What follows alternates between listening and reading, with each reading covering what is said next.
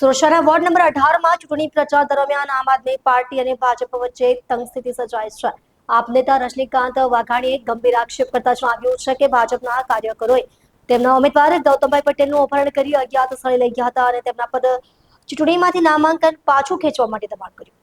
વાઘાણીએ આરોપ લગાવ્યો કે ભાજપના નેતાઓ અને કાર્યકરોએ વોર્ડ નંબર 18ના આપ ઉમેદવાર ગૌતમભાઈ પટેલને બંધક બનાવી લીધા હતા। તેમને ધાક ધમકી આપી ફોર્મ પાછું ખેંચવા માટે રાત્રિથી દબાણ શરૂ કર્યું હતું। તેમણે એમ પણ કહ્યું કે આ કૃત્યમાં પોલીસ પણ ભાજપના ઇશારે કામ કરી રહી છે, જે ગેરબંધારણીય અને લોકશાહી વિરોધી છે। જોકે પાછળથી રજનીકાંત વાઘાણીએ જણાવ્યું કે તેમણે ગૌતમભાઈ પટેલને સહી સલામત જગ્યાએ પહોંચાડી દીધા છે। ઉમેદવાર ગૌતમભાઈ પટેલે પણ પોતાની સ્થિતિ સ્પષ્ટ કરતા કહ્યું, હું ચૂંટણી લડવા તૈયાર છું। વાઘાણીએ ચેતવણી આપતા કહ્યું કે ભાજપના નેતાઓ અને તેમના ઇશારે કામ કરતી પોલીસ ખોટા દબાણ અને હરકતો બંધ કરી ઉમેદવારોને દબાવવાની કોઈ પણ કોશિશનો મજબૂત જવાબ આપવામાં આવશે નહીં। આ મામલે હાલ સુધી ભાજપ અથવા પોલીસ તરફથી કોઈ સત્તાવાર પ્રતિક્રિયા મળી નથી।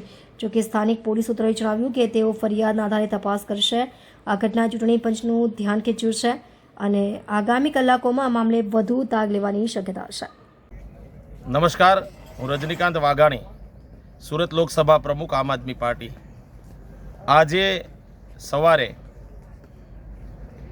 અમારા સુરત મહાનગરપાલિકાના વોર્ડ નંબર 18ના ઉમેદવાર ગૌતમભાઈ પટેલને ભાજપના લોકોએ ગઈકાલે રાતથી બંધક બનાવી દીધા હતા।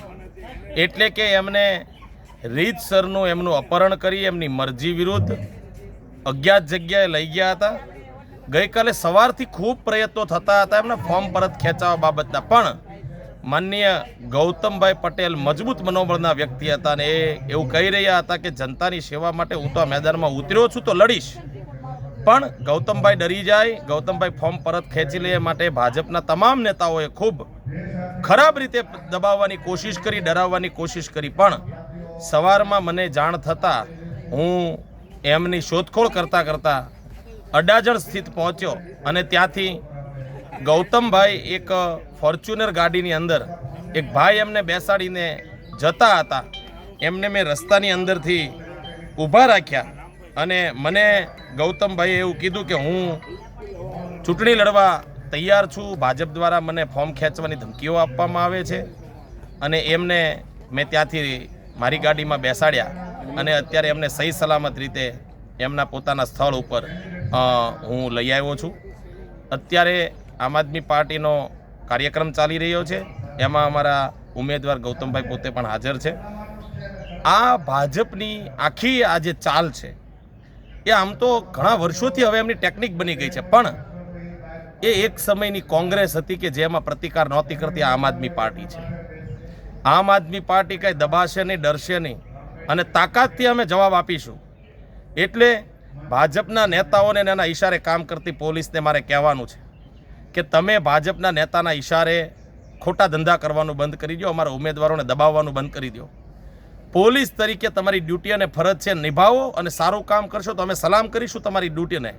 પણ તમે ટોમી બની કમરે પહેરવાના પટ્ટા જો ગળામાં ઘાલીને આટા મારશો તો અમે એનો જવાબ આપીશું। અમને કાયદા કાનૂન આવડે છે, અમારા કોઈ પણ ઉમેદવારોને દબાવવાની કોશિશ કરી છે તો આમ આદમી પાર્ટી મજબૂતાઈથી એનો જવાબ આપશે।